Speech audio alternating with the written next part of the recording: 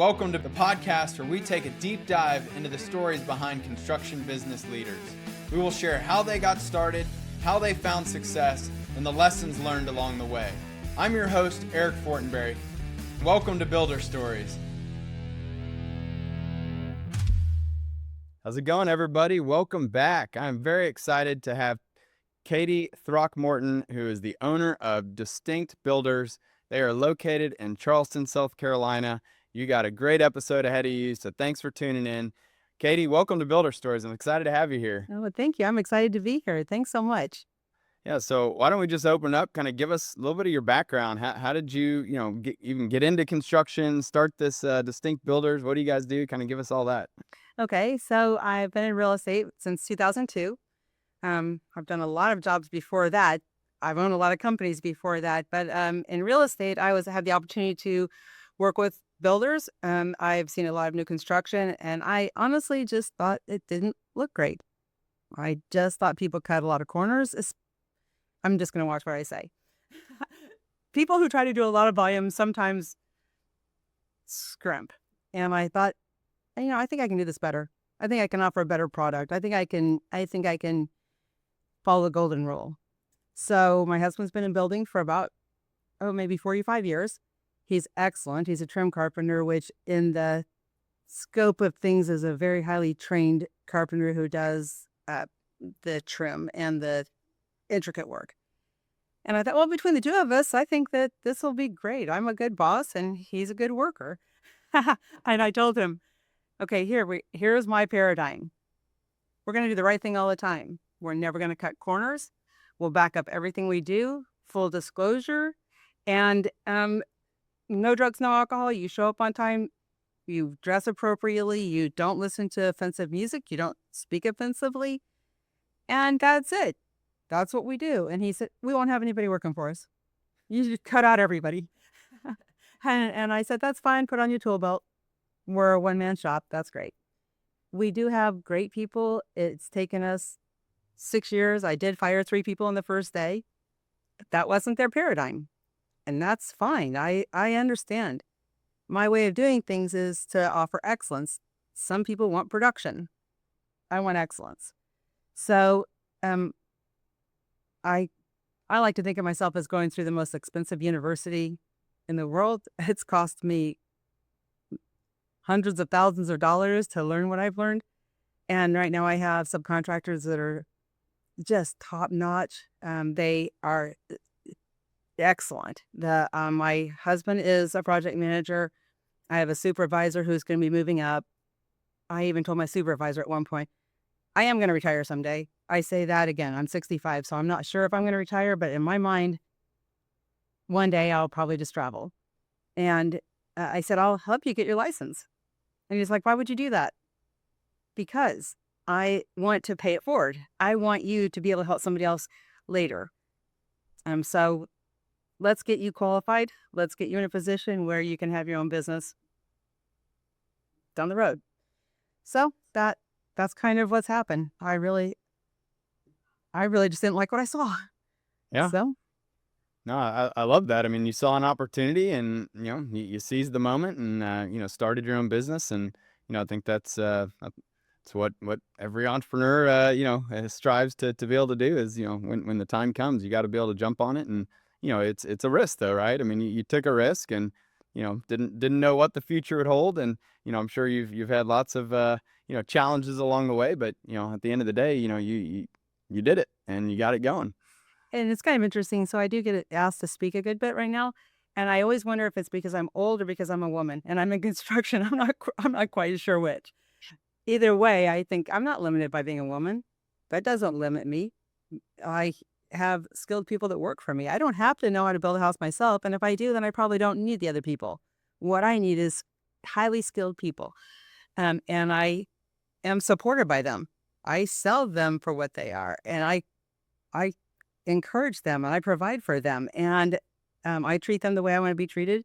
I treat our clients like I want to be treated. I've had people do work on my house before I did this, before I met my husband, and they did poor jobs or they stole from me. No, that isn't going to fly. That isn't going to fly. So I feel really great about where we are and the direction we're going. And this isn't really an ad for you, but I have done 3 other project management softwares, and JobTread has really opened so many doors for me. It's opened my communication with my subcontractors and with my um, I call my guys my subcontractors, but other companies that I have work under us.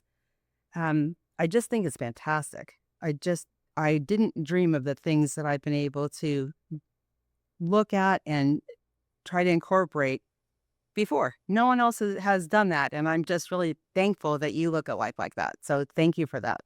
Yeah, absolutely. I love hearing that it's making an impact. Big But for me. before we were, kind of talking, it sounds like you've seen a lot of different types of projects. So, you've done, residential, home builds, commercial. Kind of tell us a little bit about, kind of all the different types of work you've done, and sort of where do you gravitate today? Like, what's the ideal project for you? So here's the interesting thing. When I decided to get my license, like I said, my husband's been in construction a long time. And I thought, you know what? What's the hardest test? What's the one I can do the most with? I don't know that I'm going to use it all, but I want to have the ability to do whatever I want to do. So I took the NASCLA General Commercial Contractors license, and it's that license qualifies me to work in either 18 or 19 states. I have to take the state exam, but it's really a freaking hard test. it's I'm a good test taker, but it was really tough. Um, and I thought, now what do I want to do? Do I want to do residential? Do I want to stay in commercial? And um, I started this business, I think, in 2019. So COVID hit the very next year, and I thought, oh no, we need to do renovations.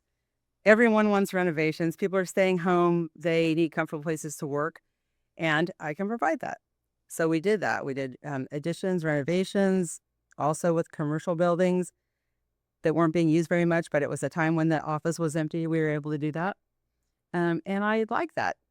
So in that time, I thought, oh, I'll go ahead and get my ED, Economically Disadvantaged Women Owned Small Business, with the federal government. I took an SBA Thrive course, which is also amazing.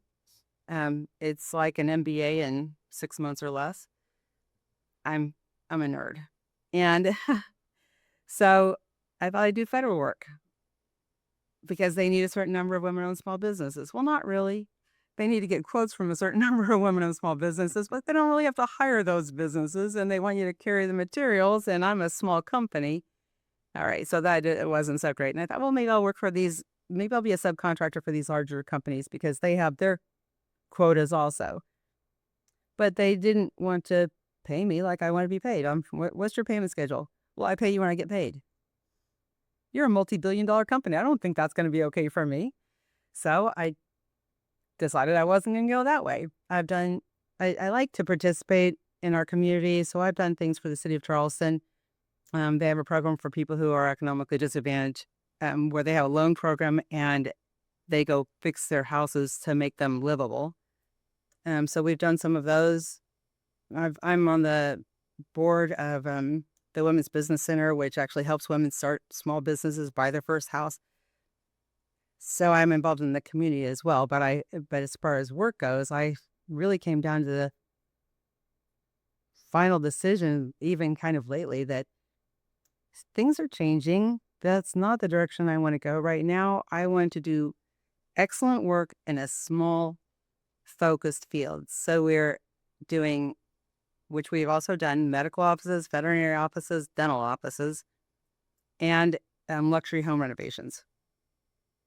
All renovations, all outfits. Medical offices change their concepts about every 5 years. Okay, great. We'll be known as the people who do that really well. And and I let some people go that just is. I did get rid of all the drugs, all the alcohol, but then I ended up with some people who were just excellent people, but not good at their jobs.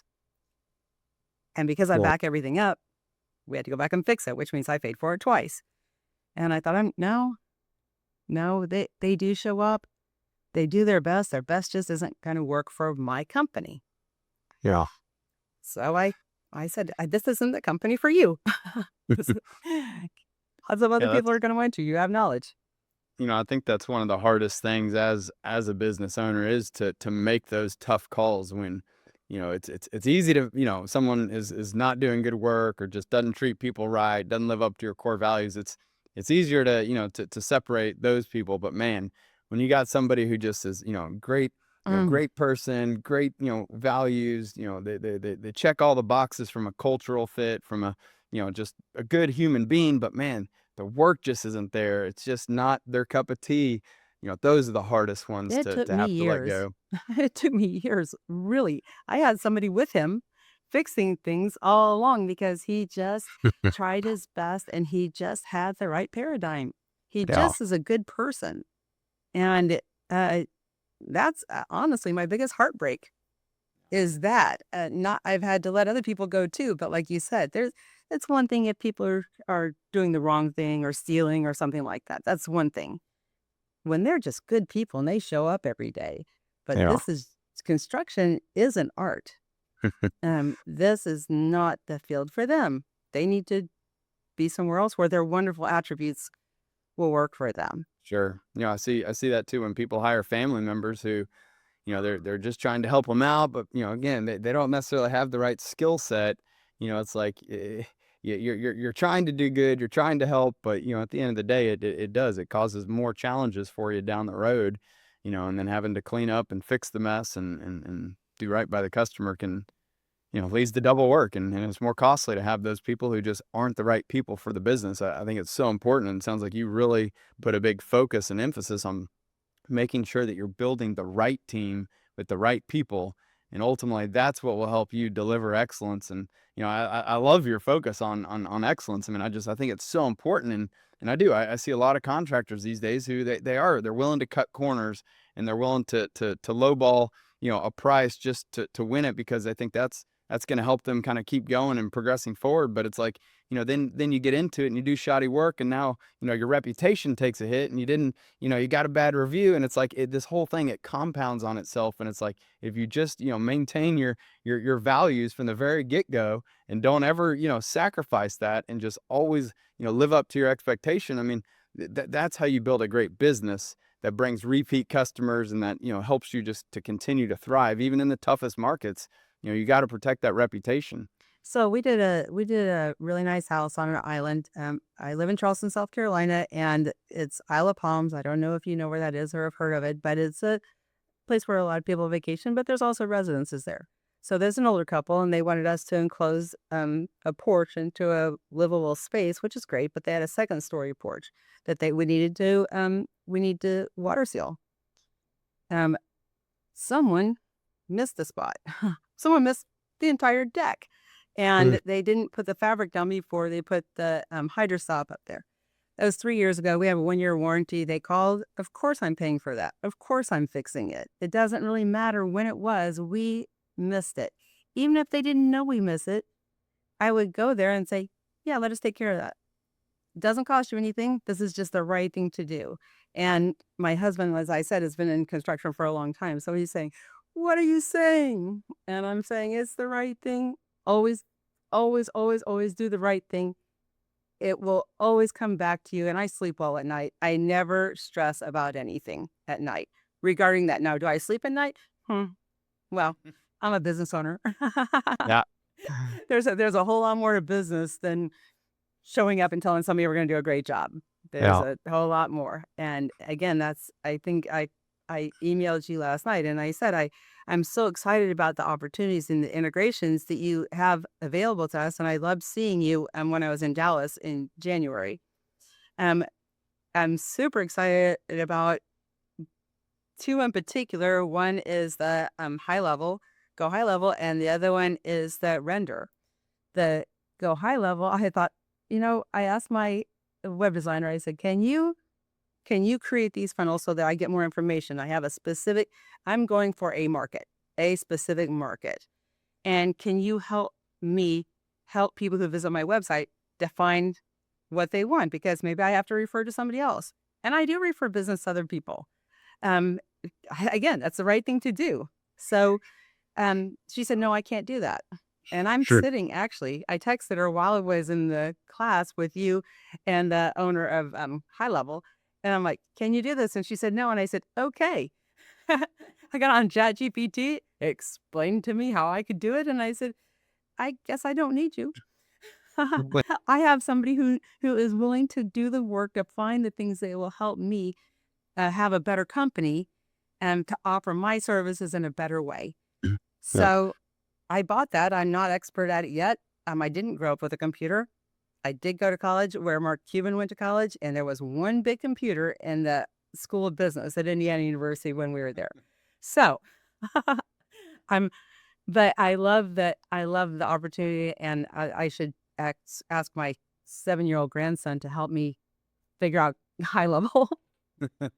Yeah, I mean, again, where there's a will, there's a way, and Right. I think when entrepreneurs, business owners such as yourself are willing to not accept status quo and say, look, I know I need to do something different. Look, go understand the challenge that you're having so that you can find the right solution, and then once you do, like again, how am I going to get it implemented? How am I going to make it happen? I mean, using ChatGPT, going to trainings, listening and finding experts that can help you. I mean, that is how you continually overcome any challenge that comes your way.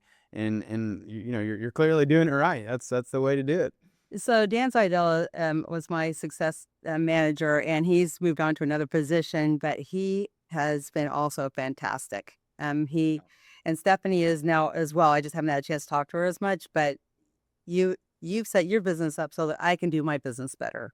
I think that's the huge difference between what I tried before, the other three project management programs before, and what I'm feeling and seeing now. It takes a little while to train these older tradespeople to document anything, upload pictures. They have pictures. I see their phones. They Yep. just can't figure out how to upload them. I'm like, oh my gosh, it's so easy. It's right here. You can do it in the project management software. It's on your phone. That's okay.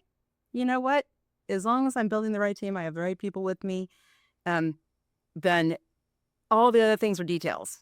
And Yeah. all those details can be taken care of. I know I asked somebody about a virtual assistant. I said, I'd like to hire a virtual assistant that understands job tread. I'm a huge advocate. I need somebody for this. So I put it in the chat, and I didn't get anything back, but I'm going to continue with that because your program offers a lot more. So I need somebody who can actually help Mhm. me implement the things I need to implement without me having to do it during the day because, we don't sleep. Business Sure. owners don't really Well, sleep. I'm curious. You touched on something really interesting there. I hear all the time. When you have older, workers, they can sometimes be more prone to sort of resisting the technology, and again, they can be set in their ways, and they don't always want to learn new things. So how do you approach that with those workers who you may be getting more pushback, and it's a little bit harder to get them to adopt? I mean, is there something that you do to try to help them understand or learn? Like, do you sit down with them more? Like, what does that look like? Um, so my husband is 61 and he's been doing construction since he was a teenager. He's a perfect case example. Actually, several of them are, but in particular, he's not comfortable with technology. He has a 16 iPhone 16 Pro Max that he doesn't know how to use. That's fine. Just take the pictures. I will have somebody help you. I will have a VA that will work just with you so that they have access to your photos and they can upload. And all you have to say is a few words. In the notes section of the phone, you can actually speak to text. So he can do that and he can upload it into JobTread. So it's a simple things. Yes. Does it take years for him? Oh my gosh. Oh my gosh. I just told you I'm a nerd. So learning is my thing. I have a passion for it. Learning is the last thing he wants to do ever. I know how to do construction. This is what I do.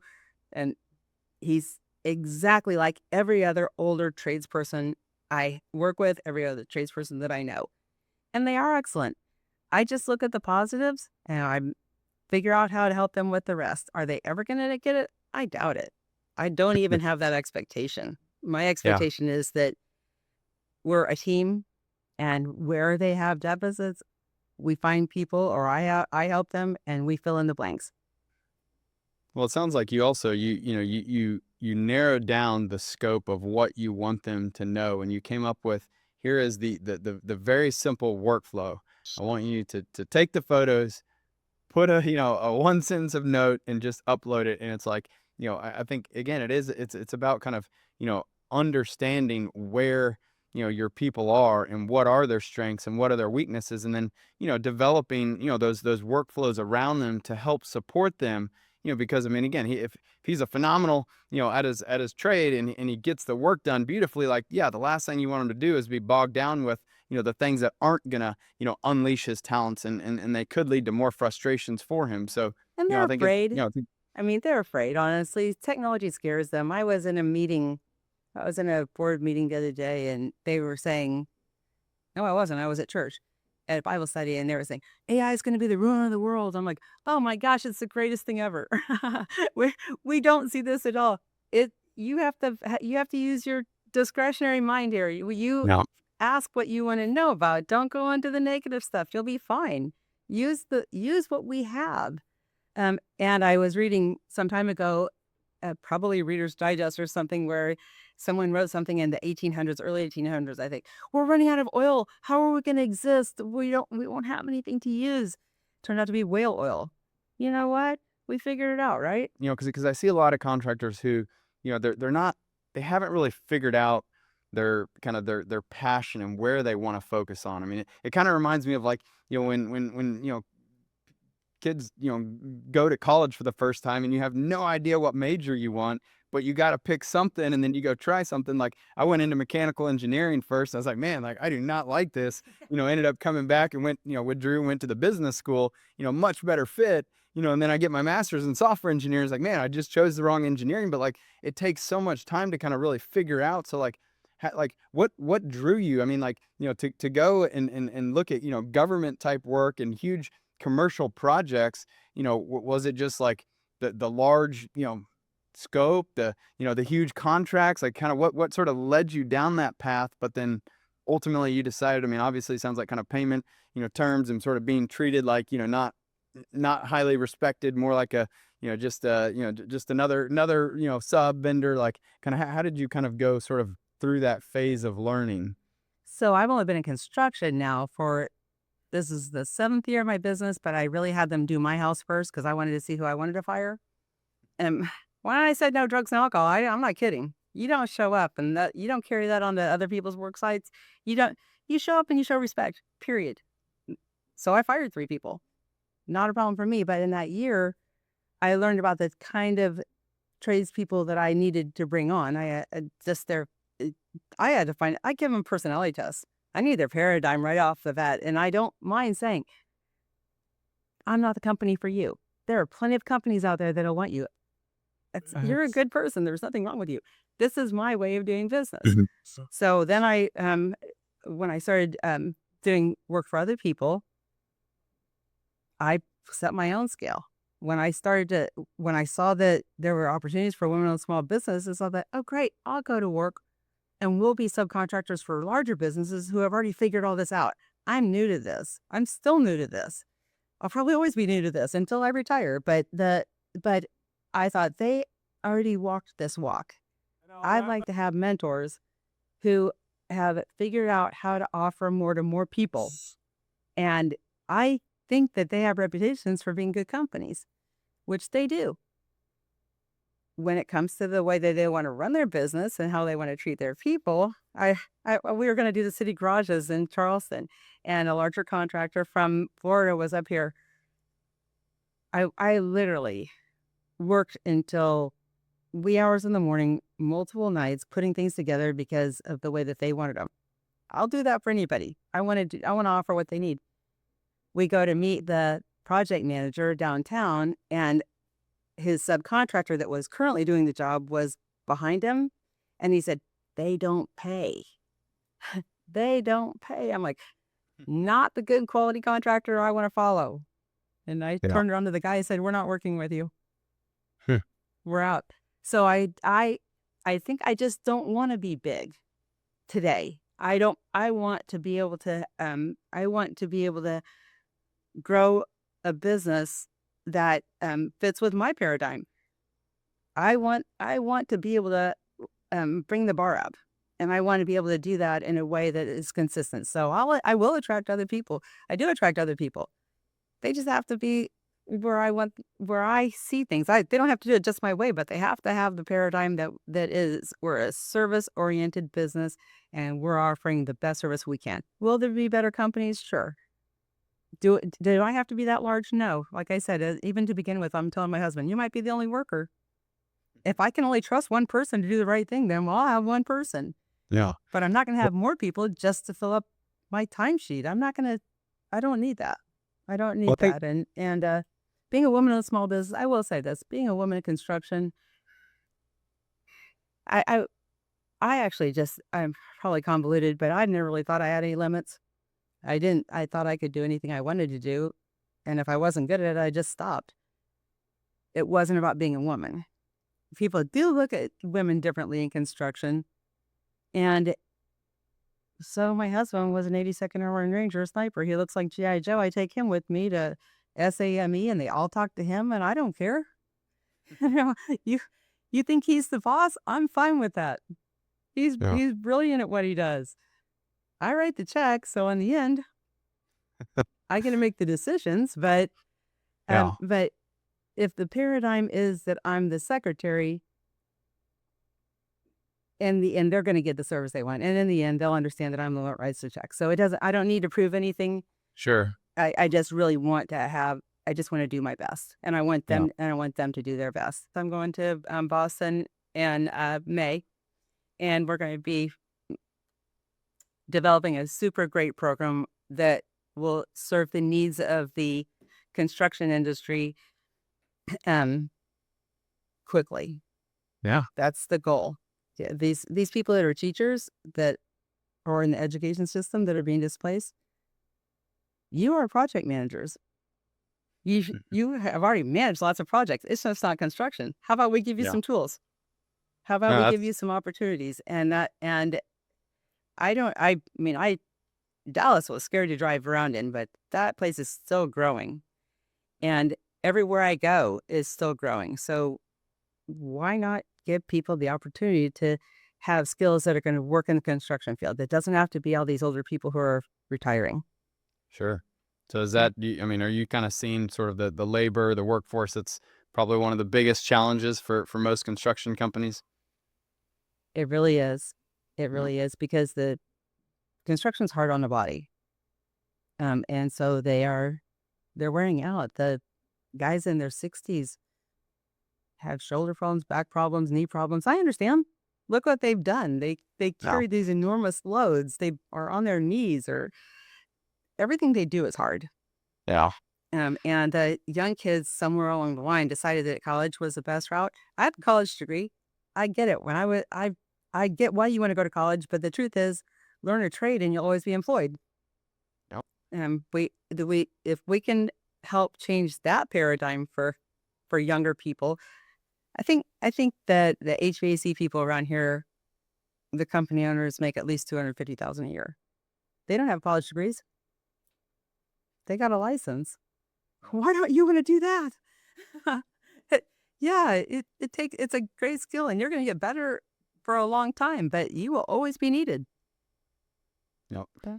I mean, it's, and I think it's also what you also sort of touched on, the younger generations, they're somehow they skip the whole lesson on the importance of hard work and, putting in the effort and, the just being determined to accomplish your goals and to, make things happen. I mean, how do you address that with, with these younger kids coming out of college thinking they just, want to work part-time and sit at home and somehow collect this huge paycheck? Well, I was up till midnight last night talking to my 22-year-old who wanted to do day trading for a business. And he also went to Florida with his twin and could get a job for 2 months. And I'm like, "Did you apply at McDonald's? Did you go to a construction site and offer to clean up? There's so many ways to get work." And he Yeah. said, "I applied online." And I said, "No, that's just you don't understand. He said, "Everybody tells me I should love what I do." I said, "You don't even know what you want to do now. You're 22." You just got out of college. Yeah. You really need to understand that you need to start at the bottom somewhere. And they're going to work for my son, who's very successful in Nashville. And I said, before you leave every day, you ask him, is there anything else I can do? What can I do for you? If he says, go clean the toilets, go clean the toilets. If he says, scrub the floor, go scrub the floor. If he says, go pick up my kids, go pick up his kids. They're my grandbabies. But, don't ever leave without doing more. And Yeah. then when you learn what it takes to be a successful person, it doesn't matter what you're doing. He owns several furniture stores as well as other things. But I said, it doesn't matter what you're selling. Do it the best way you can. If you go work at his virtual golf place, do the best you can, whatever you do. And before you leave, make sure you say, is there anything else I can do for you? I'm Yeah. hoping. I don't know. Like I said, I did something right with with the older ones. It's a different generation. I think something about the COVID and when the kids were home, there's twins and everything's virtual. And we have a screen porch with a dining room table and all that. And they're saying, Mom, they're taking dual credit classes. I said, Mom, these classes are so hard. I'm like, okay. They're out on the screen porch with their shirts off, Snapchatting their friends, showing their abs, because of course, they have to look good while their hard classes are going on. So I said, you know what? I'll make this easier for you. Give me your phones. They had to slide their phones in under my door first thing in the morning. I checked their work at noon. And if they were finished, I gave them their phones back.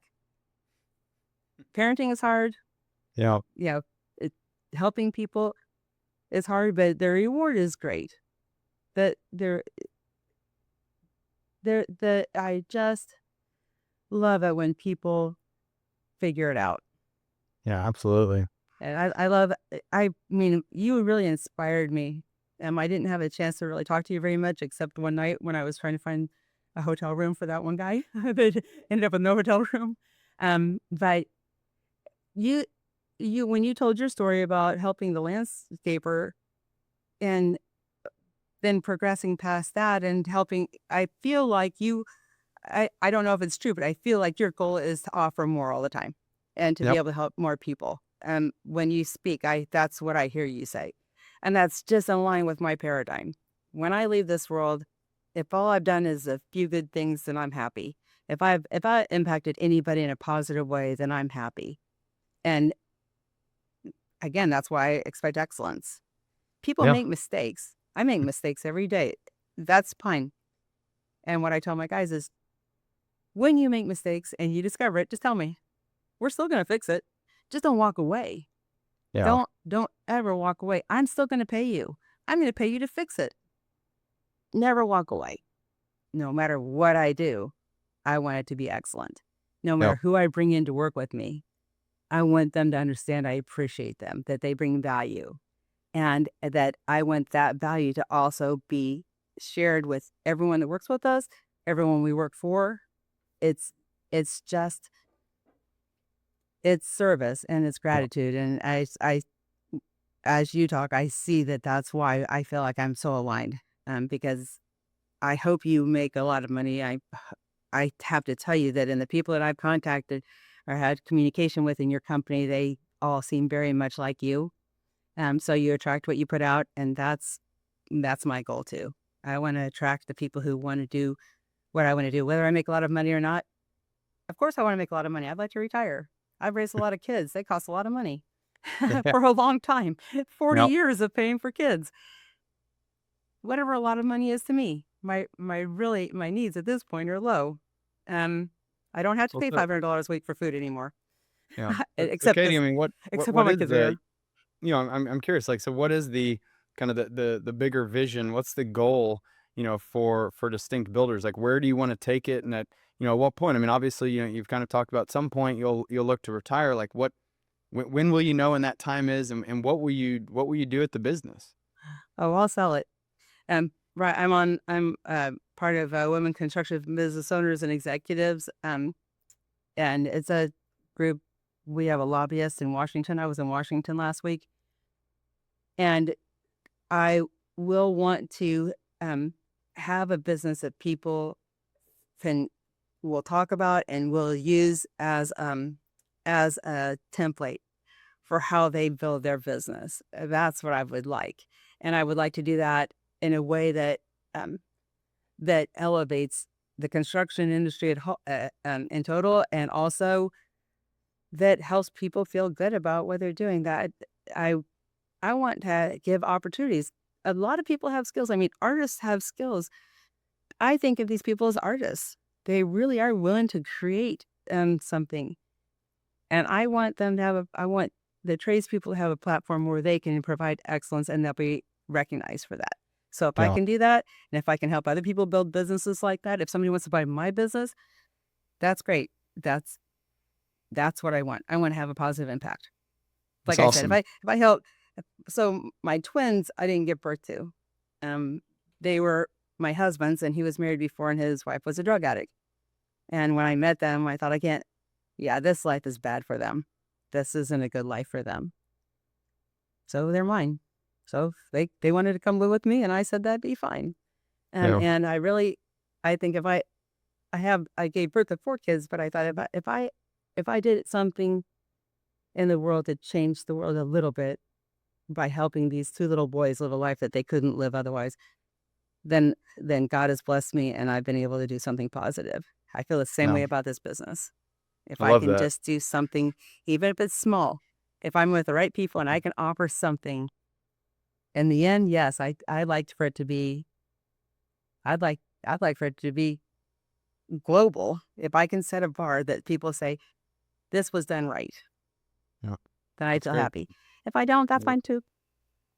I love it. So, as we kind of wrap up here, I'm curious. Is there any, anything that if you think back about the last 6 7 years that you've been doing this, I mean, what do you wish you would have known when you're starting that you now know that might have helped you? Like, what advice would you give to others who, are very early in their journey? They're trying to decide whether they want to start a business. Maybe they've got some challenges and things that are kind of causing hesitation for them. Like, is any advice that you would give for others who are early on trying to make that leap or trying to get going? I would honestly first tell them to find a good bookkeeper. Don't do it yourself. Find somebody who knows what they're doing. 2, I would tell them to sign up for job tread. Do all of the trainings. Go to Dallas. That was I have been to, I don't know, 5,000 trainings or something. I've been to so many conferences. I told you I'm a nerd. That was probably the single best conference I've ever been to. Oh, thank you. Um, I would tell them to, if they're in construction, I would say, start cleaning up the mess. Start at a job site. Follow some people who you can tell who's good and who's not. You can tell the grouchy ones who are only going to give half effort and the ones that are going to go above and beyond. Find those people, and even if you're just there a week, get a sense of what they're actually doing. I My husband wanted to have people available all the time. I ended up paying 2 times more than the market rate for some of these people that weren't working at 2 times the market. Understand your market. Understand understand that you are gonna pay more for excellence. You are. Just understand that that doesn't have to be twice twice what somebody's worth. I think the first thing I would do is get a good bookkeeper. I would start with job tread. I mean, if you're just one person, it's very affordable. If you just start with a training, it's very affordable. Um, so learn what you need to learn, because that's an encapsulation of what it takes to have a good business, a good construction business. Yeah. And seriously, don't even hire anybody until you go do some work. No, that's Start from the beginning. it's great advice, Katie. I really appreciate you sharing all that. And, I think as everyone, likely took away from this, I mean, it's, you've helped people see that it's so important to build a great team. You have to have your own, core values defined and know what you're striving for. And if you want to build excellence, then you have to lead by example. You have to build the team that also shares that desire and embodies that. And then you gotta, you gotta do right. Treat your subs right. Make sure that you find the right customers and that you're getting treated right, that your employees, your team's getting treated right. Like, and when you find those opportunities to, to really kind of dig in, and just double down on the things that, are your strengths and where you can make the biggest impact. I think that's how it seems like that you've been able to really set this blueprint up for, for other businesses, is by, learning, continually improving, never just accepting the status quo. Like, there's always more that you can do. There's always, something that you can improve on. And when you have that mindset, that's how you keep growing. That's how you build a great business. And, I'm excited to see, what the future holds for you, Katie. And, I have no doubt that you'll have a very, successful next several years, just like you have in the previous years. And hopefully, one day when the time is right, you have a very successful exit and can hand the reins over to someone else who can keep going and building on that momentum. It's just really exciting to see what you've been able to do. And, I know it's not been easy. You've done a great job though. And, I appreciate you coming on and sharing your story here with all of us. Well, I really appreciate that, like I said, that you're always looking for ways to add to your program. I appreciate the fact that you have so many ways to integrate good opportunities for businesses. One other thing I would say is make sure you pay yourself. Make sure business owners sometimes get confused about money. Make sure you pay yourself. It's easy to think you have to pay everybody else, but if you're not taking care of yourself, you're not taking care of anybody else. You really do need to take care of yourself and your family. Don't Absolutely. sacrifice that. But No. also, times have changed a lot in my life, a lot. Like I said, one room in a school of business at any university, and my kids went to school with Chromebooks. It's so different. What you're doing, what your company's doing, is offering us a way to incorporate the latest of what's going on. My son was talking to he owns a furniture store in Jacksonville, Florida also. And he was talking to the guy who is a partner with him. And he was talking about some CRM stuff, some customer service information things that they haven't really incorporated, and talking about a website and talking about some social media. And I'm like, have you looked at Go High Level yet? And he's like, what's that? Oh, I'm so glad. You guys are like 35. And look at me. Look at me, I'm because I went to Dallas and I learned about something that really is an excellent tool for a business person from you. So thanks for always giving us the opportunity to have cutting edge technology and to be aware of things that can help us stay ahead. Yep. Yeah.